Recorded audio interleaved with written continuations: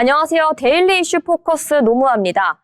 오늘도 오늘 있었던 이슈에 대해서 쉽고 빠르게 설명해 드리려고 하는데요. 먼저 헤드라인을 통해서 주요 이슈 짚고 넘어가도록 하겠습니다. 첫 번째 헤드라인입니다.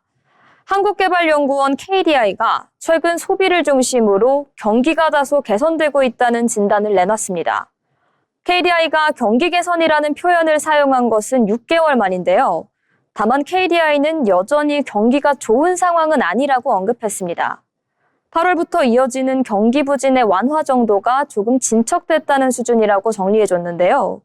한미 무역협정의 진정과 미중 무역의 긴장 완화 등 통상 여건이 일부 개선됐지만 불확실성은 여전히 상존한다고 밝혔습니다. 다음 헤드라인입니다. 안규배 국방부 장관이 원자력 추진 잠수함 건조에 대해 자주국방의 쾌거라고 평했습니다. 안 장관은 우리 군의 30년 염원이었던 원자력 추진 잠수함 건조의 꿈이 드디어 현실로 다가왔다며 대북 대비 태세를 획기적으로 강화할 전략 자산이 될 것이라고 성명했습니다. 한미 정상회담 결과 공동설명 자료인 팩트시트 역시 조만간 발표될 것이라고 정했습니다. 마지막 헤드라인입니다. 지난 4일 국무회의를 주재한 이재명 대통령이 에이펙 정상회의가 성공적으로 마무리된 데 대해 온 국민이 힘을 모은 덕분이라고 평가했습니다. 에이펙 기간 주요국과 연쇄적인 회담이 있었던 만큼 후속 조치에도 만전을 기해줄 것을 주문했는데요. 이 대통령은 정치의 역할도 중요하다며 외교와 안보 영역에서만큼은 여야가 한 목소리를 내야 한다고 강조했습니다. 그리고 국민의 삶과 직결된 민생에서도 국회와 정부가 손을 맞잡을 필요가 있다고 또 한 번 강조했습니다. 이렇게 오늘의 헤드라인을 통해 주요 이슈 살펴봤는데요. 다음으로는 영상 자료와 함께 어제의 주요 정책 현안에 대해 알아보는 미디어 포커스 시간입니다. 온실가스의 감축, 최근 꾸준히 화두에 오르고 있는 사안인데요. 정부가 2035년 목표치를 놓고 고심하고 있습니다. 산업계는 부담을 우려하고 환경계에서는 더 강한 강도의 감축을 요구하는 상황입니다. 정청래 더불어민주당 대표가 9일 온실가스 감축 목표 설정의 필요성을 강조했습니다. 정 대표는 서울 삼청동 총리공관에서 열린 고위 당정협의회에서 2050년 탄소 중립이 법제화된 만큼 책임감 있는 목표가 필요하다고 강조했습니다. 또한 탄소 중립은 지구와 국가의 생존을 위한 필수 과제라고 얘기했는데요. 다만 국민 부담과 산업계 영향 등 현실적인 여건도 충분히 고려해야 한다고 말했습니다. 이에 김민석 총리는 헌재 결정을 존중하면서도 국제사회와 산업계 요구를 최대한 반영하겠다고 답했습니다. 정부는 지난 6일 2018년 대비 5060 감축과 5360 감축이라는 두 가지 안을 제시했는데요. 이는 산업계가 요구한 48%보다 높은 수준으로 어느 안이 선택되든 50% 이상의 감축은 확정적입니다. 다만 문제는 현실입니다. 재생에너지 인프라가 부족한 상황에서 목표 달성을 위해선 대규모 설비 투자와 기술 전환이 불가피한데 이에 따라 기업의 생산비 부담 증가와 경쟁력 약화, 그리고 고용 축소에 대한 우려가 제기되고 있습니다. 이에 조동근 명지대 교수는 정부가 기업의 기술 개발과 설비 전환을 적극 지원해 생산비 부담을 완화할 필요가 있다고 주장했습니다.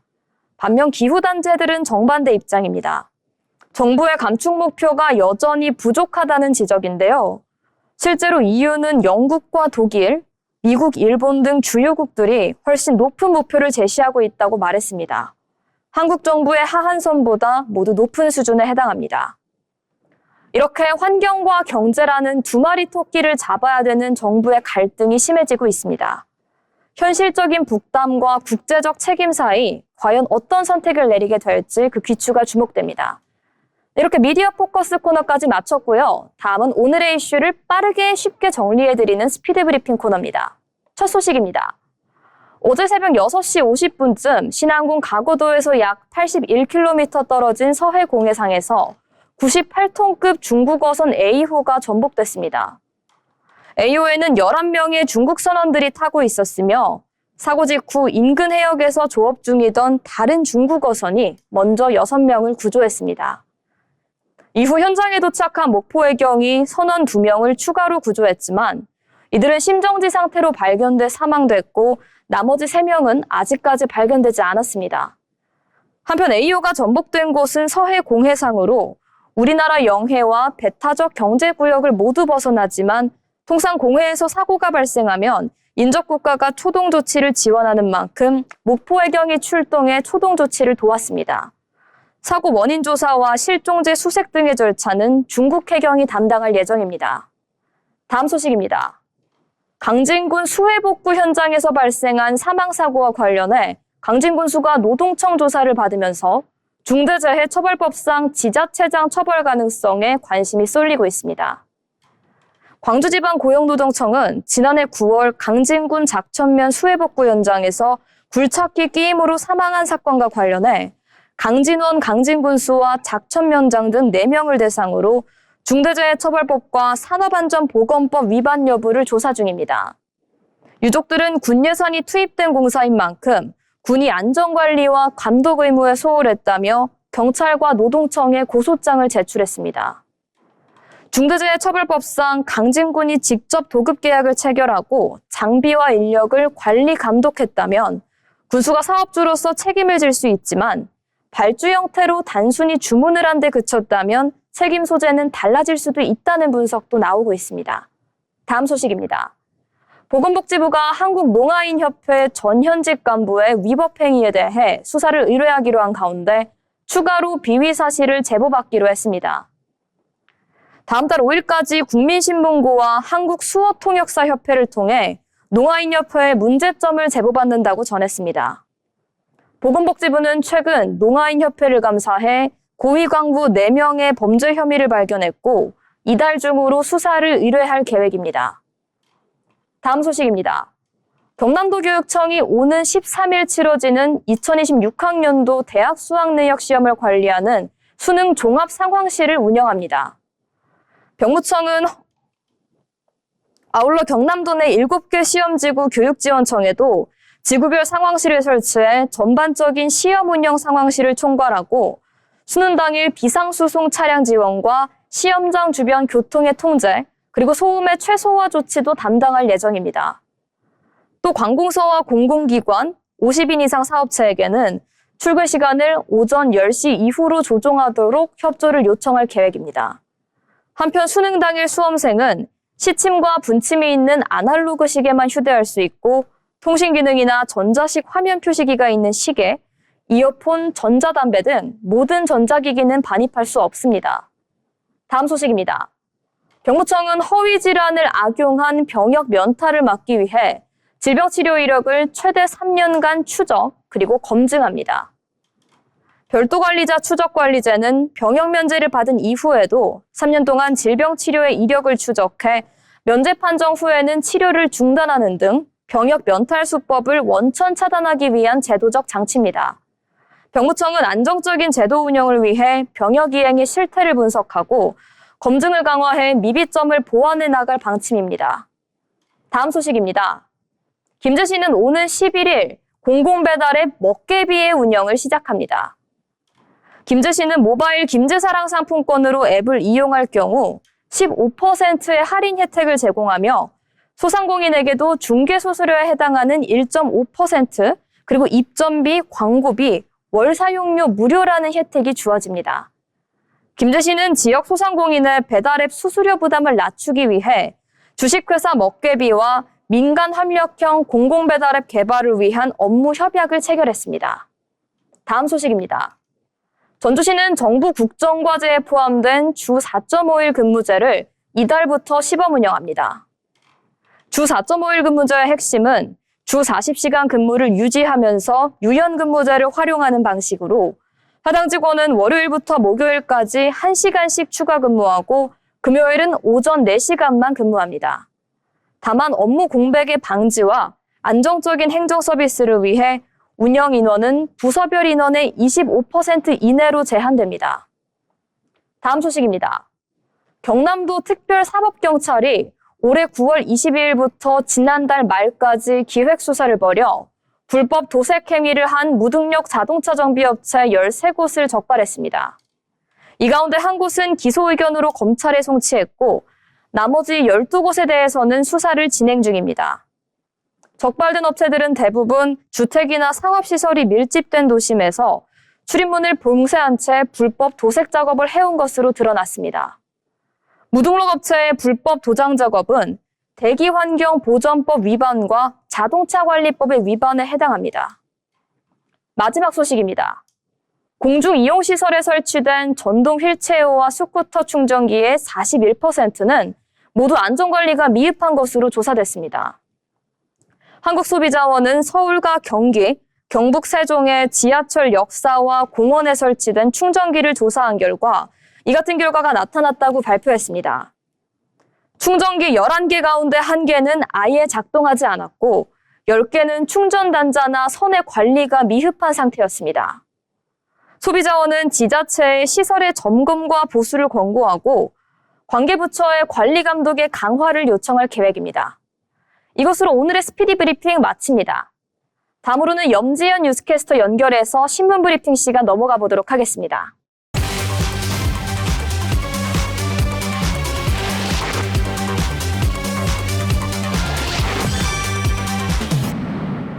네, 신문과 함께 지난 이슈를 짚어보는 신문 브리핑 시간입니다.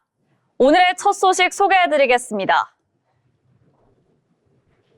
조선 3사 실적 순항, 옛 영광 되찾는다입니다. 국내 조선업의 핵심 축인 HD 한국조선해양, 하나오션, 삼성중공업이 3분기 호실적에다 미국 도널드 트럼프 행정부의 러브콜로 인해 최대 호기를 맞고 있습니다. 국내 환경 규제 강화와 고부가 가치 선박 발주 증가가 수익성을 끌어올린 상황에서 미국 등 주요 국가의 방산, 해군 협력 확대가 당분간 실적 개선 흐름을 뒷받침할 전망입니다. 지난 9일 관련 업계에 따르면 국내 조선 3사의 3분기 합산 영업이익은 1조 5천억 원을 넘어선 것으로 나타났습니다. 지난해 같은 기간 5,439억 원과 비교하면 약 3배 늘어난 수치입니다. LNG 운반선, 초대형 원유 운반선, 컨테이너선 등 고부가 선종 중심 수주가 본격 매출로 반영되며 실적 회복 속도가 빨라졌습니다. 조선업계는 세계 선박 발주 흐름이 노후 선박 교체 차원을 넘어 친환경 전환 대응으로 이동하면서 업황 개선이 단기 사이클이 아닌 구조적 수요 확장이라고 말했습니다. 클락선 성과지수 역시 연초 대비 상승 흐름을 유지하며 높은 수준에서 유지하고 있습니다. HD 한국조선해양은 3분기 연결 기준 매출 7조 5,815억 원, 영업이익 1조 538억 원을 기록했습니다. 전년 동기 대비 매출은 21.4%, 영업이익은 164.5% 증가했습니다. LNG선 중심 수주 잔량과 공정 효율화가 수익선 개선을 이끌었는데요. 회사는 암모니아 추진선, 자율운항 시스템 등 차세대 친환경 기술 확보로 시장 선점을 노리고 있습니다. 하나오션은 3분기 매출 3조 234억 원, 영업이익 2,898억 원, 당기순이익 2,694억 원을 기록했습니다. 이어서 다음 소식 살펴보겠습니다. 4대 금융사 디지털 플랫폼 사용자 가입자가 급증세를 나타났다는 소식입니다. 금융 접근성을 체감할 수 있는 디지털 플랫폼 이용자 수가 급증하고 있습니다. 주요 금융그룹의 디지털 금융 플랫폼들은 누적 가입자 수가 1,000만 명을 넘어섰습니다. 월간 활성자 이용자 수는 KB금융그룹이 3,400명에 달하는 등 주요 금융그룹이 2천만 명 이상으로 견고한 성장세를 나타내고 있습니다. 지난 9일 금융권에 따르면 KB금융그룹의 9월 말 기준 KB금융의 디지털 플랫폼 월간 활성자 이용자 수의 총합은 3,391만 2천 명으로 집계됐습니다. 이는 MAU를 공개한 4대 그룹 중 가장 큰 규모라고 하는데요. 분야별 이용자 수의 경우 금융이 2,844만 4천 명이며 비금융 분야는 546만 8천 명으로 합계됐습니다. KB금융과 더불어 MAU 수치를 발표한 신한금융의 경우 이번 3분기에 그룹 플랫폼 MAU는 2,933만 명을 기록했습니다. 이는 전분기 대비 183만 명 증가한 수치로 올해 중 가장 큰 증가폭을 보였습니다. 특히 이번 분기에 신한금융의 주요 디지털 플랫폼인 신한솔뱅크의 MAU가 지난 2023년 말 이후 약 2년 만에 1,000만 명을 재차 돌파했습니다. 또 신한카드사 플랫폼인 신한솔페이 또한 1,000만 명을 돌파하며 건고한 성장세를 기록했습니다. 하나금융과 우리금융은 MAU 대신 누적 가입자 수를 발표했는데요. 하나금융의 하나원큐 앱은 이번 3분기에 1,730만 명의 누적 가입자 수를 기록하며 성장세를 이어갔습니다. 또 하나페이의 경우 이번 분기에 누적 가입자 수 1,000만 명을 돌파해 시장에서 큰 호응을 얻고 있습니다. 우리금융의 대표 금융 플랫폼인 우리원뱅크의 가입 고객 수는 2,218만 5천 명으로 집계됐습니다. 이는 최근 3년간 약 12% 증가한 수치로 꾸준한 성장세를 보이고 있습니다. 이어서 다음 소식 전해드리도록 하겠습니다. 1,460원 넘보는 환율, 은행 보험사 외환관리 리스크 관리 강화에 대한 소식입니다. 원달러 환율이 7개월 만에 1,450원 선을 돌파하면서 은행과 보험사 모두 외환 리스크 관리를 강화하고 있습니다. 원화 약세와 강달러에 따른 고환율 기조가 내년에도 이어질 수 있어 은행은 위험 자산 조절, 보험사는 외화 자산 운용 위험도 관리 필요성이 높아진 것입니다. 고환율 장기화 시 은행은 외화차 임금평가액 증가로 위험 RWA가 늘어나고 보험사는 외화 표시 유가증권 위험도와 환해지 비용이 상승할 수 있다고 합니다. 지난 9일 금융권에 따르면 원달러 환율은 상승세를 이어가면서 직전 주간 거래에서 1,457원 90전에 마감했습니다. 주요 6개국 대비 밋달러의 평균 가치를 나타냈다고 합니다. 이어서 다음 소식 전해드리도록 하겠습니다. 경영이어 영업 현장까지 디지털화 가속됐다고 합니다. 금융산업 A화의 대전환 시대가 열렸습니다. 내용 살펴보겠습니다. 금융산업 디지털화가 가속화되는 가운데 금융권에서 최근 부상하는 인공지능 기술 도입도 증가하고 있습니다. 금융사들은 AI 기술 기반의 경영 대전환과 영업 현장 AI 기술 도입으로 금융 사각지대 해소에 나섰는데요. 또 금융 서비스 편의성을 높이며 금융산업의 새로운 시대를 열고 있습니다. 지난 9일 금융권에 따르면 주요 4대 금융그룹 KB, 신한, 하나, 우리금융은 AI 기술 플랫폼을 개발하고 은행 창구 AI 행원을 도입하는 등 발빠른 혁신 서비스에 나서고 있습니다. 또 우리금융과 하나금융이 AI 기술 기반의 경영 대전환을 잇따라 발표하며 AI 기술을 경영 일선에 도입하고 있습니다. 하나금융은 이날 디지털 자산과 AI 기술을 양대축으로 한 금융 대전환을 선언했는데요. 하나금융은 이번 선언을 통해 AI를 생산적 금융의 핵심 영역으로 설정하고 금융 차원의 AI 생태계를 조성해 전략적 시너지를 창출하는 것을 최우선 목표로 삼았습니다. 하나금융은 2017년에 국내 금융권 첫 그룹 계열사 AI 인프라를 통합한 통합 데이터 센터를 운영하기 시작했으며 2018년에는 독자적 AI 연구 조직인 하나금융 융합기술원을 설립했습니다. 기술원은 데이터 사이언스, 자산 관리, 자연어 처리, 컴퓨터 비전, AI 플랫폼 등 금융 관련 AI 주요 분야를 직접 연구하고 AI 기술을 도입하고 있다고 전했습니다. 우리금융그룹은 지난 9월 미래 동반성장 프로그램 발표 당시 AI 기반 경영 시스템 대전환을 선언했는데요. 우리금융은 이번 선언을 통해 신사업, 신상품 출시에 신속히 대응하고 내부 IT 개발 역량을 강화할 계획이라고 밝혔습니다. 이어서 다음 소식 전해드리도록 하겠습니다. 친환경 마스가 날개, K조선 글로벌 공급망 중심축 복귀입니다. 내용 살펴보도록 하겠습니다. 국내 조선업계가 친환경 고부가 선박 수요 확대와 인공지능, 디지털 트윈 등 첨단 생산 기술을 결합하며 전성기 제도약의 흐름을 만들어내고 있습니다. 국내 환경 규제가 강화되며 연료 전환 선반 발주가 급증하고 있는데요.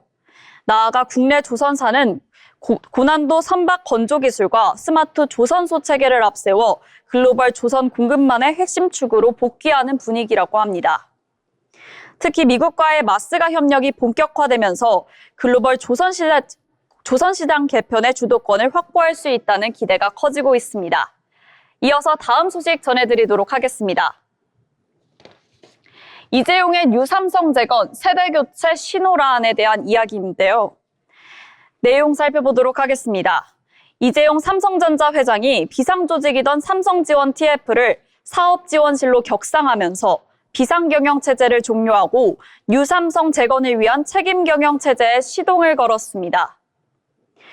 이재용 회장 체제가 안정국면에 접어들었다는 평가가 나오는 가운데 2인자였던 정현우 부회장이 경영일선에서 물러나는 등 세대교체에 신호탄도 쏘아올렸다는 평가가 잇따르고 있습니다. 지난 9일 재계에 따르면 사업지원실은 운영관리 중심형 조직으로 삼성전자의 사업전략 마련과 영진단 등 뉴삼성의 핵심 역할을 맡게 될 전망입니다. 일각에선 과거 삼성의 브레인 역할을 미래 전략실의 부활이 아니냐는 의견도 제기되지만 삼성전자는 미래 전략실과 다른 조직이라고 선을 그었습니다. 삼성전자 관계자는 사업지원 TF가 오랜 기간 TF로 머물러 있었던 만큼 이제는 TF를 떼고 조직을 안정화하기 위한 차원이라며 컨트롤타워 부활과는 무관한 조치라고 설명했습니다. 경연지원실이 전략팀, 경영진단팀, 피플팀 등 3개 팀으로 구성됐다는 점은 이 같은 설명을 뒷받침합니다. 그룹 경영 전반을 지휘하는 컨트롤타워가 아니라 계열 시간 사업을 진단하고 전략을 마련하는 등 사업 지원에 초점을 맞춘 것으로 풀이됩니다. 정현우 부회장이 물러나고 박혁구 사장이 경연지원실장으로 임명된 점은 삼성이 비상체제 종료와 함께 본격적인 세대교체에 돌입했음을 의미합니다. 이어서 다음 소식 전해드리겠습니다. 신동빈 회장, 빼빼로 승부수 통했다라는 이야기입니다.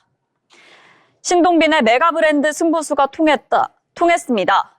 롯데 웰푸드의 빼빼로가 사상 최대 매출을 눈앞에 두고 수출도 900억 원 수준으로 커졌습니다. 실적 역시 하반기 들어 회복 국면에 들어섰는데요. 경기 둔화 속에서도 내수와 수출이 동반선전했고 희망퇴직 등 일회성 비용을 제외하면 실질 영업이익이 개선됐습니다. 여기에 코코아 투입 단가 하락과 빼빼로데이 성수기 효과가 겹치면서 4분기 이후 반등세는 더 뚜렷해질 것으로 나타났습니다. 롯데 웰푸드는 3분기 연결 기준 매출 1조 1,568억 원, 영업이익 693억 원을 기록했습니다. 매출은 전년 동기 대비 7.3% 늘었지만 영업이익은 8.9% 줄었는데요. 식품업계 전반의 원가 부담과 경기 둔화 여파로 상반기 희망퇴직을 단행한 영향입니다. 다만 해당 비용은 111억 원을 제외하면 조정 영업이익은 803억 원으로 전년 대비 5.6% 증가했습니다. 롯데 웰푸드 관계자는 일회성 비용 부담으로 수익성은 일시 둔화됐지만 실제 사업 성과는 상반기보다 뚜렷한 개선세를 보이고 있다라고 말했습니다. 이 흐름은 4분기부터 더욱 뚜렷해질 것으로 기대된다라며 내용을 덧붙였습니다. 신동빈 회장은 연매출 1조 원, 메가 브랜드 육성을 선언하며 첫 전략 브랜드로 빼빼로를 지목했습니다. 롯데 웰푸드는 빼빼로를 2035년까지 글로벌 탑 10, 아시아 넘버원 브랜드로 키운다는 목표를 세웠습니다. 신 회장은 지난 7월 진행된 VCM에서 브랜드는 사업 경쟁력의 근간이라며 각 사업군의 실행 속 도를 주문했습니다. 빼빼로는 올해 연간 매출은 약 2,415억 원으로 사상 최대가 예상됩니다. 전년 대비 12.2% 증가한 규모입니다. 수출도 전년보다 30% 늘어난 900억 원 수준이 전망된다고 하는데요.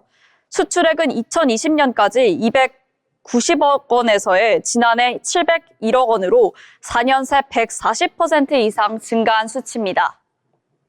수출량은 처음으로 1억 개를 돌파했습니다.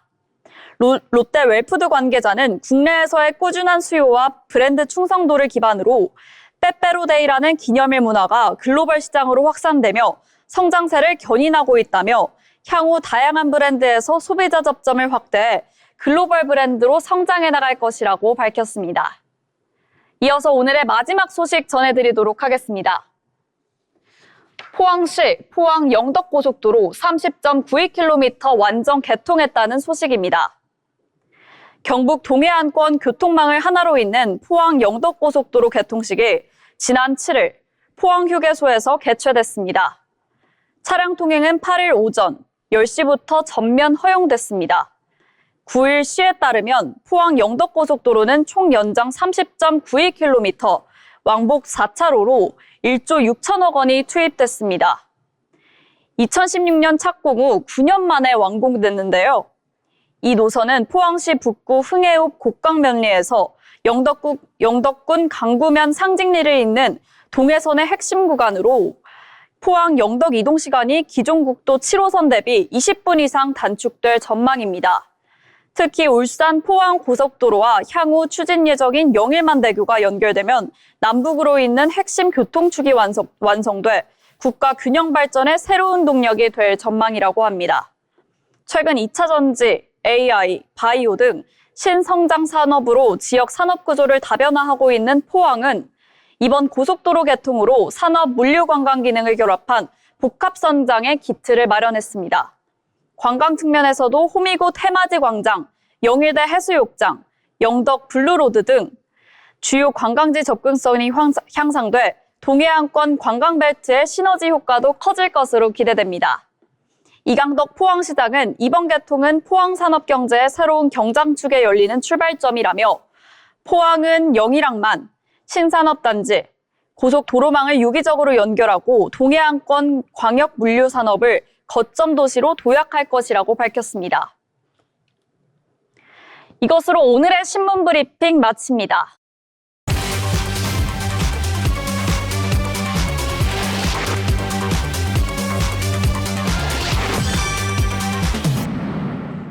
네, 데일리 이슈 포커스 오늘 저희가 준비한 내용은 여기까지입니다. 이렇게 11월 10일 있었던 이슈에 대해서 자세하고 빠르게 정리를 해드렸는데요. 저희는 내일 다시 조금 더 알찬 내용으로 돌아오도록 하겠습니다. 시청해주신 여러분 고맙습니다.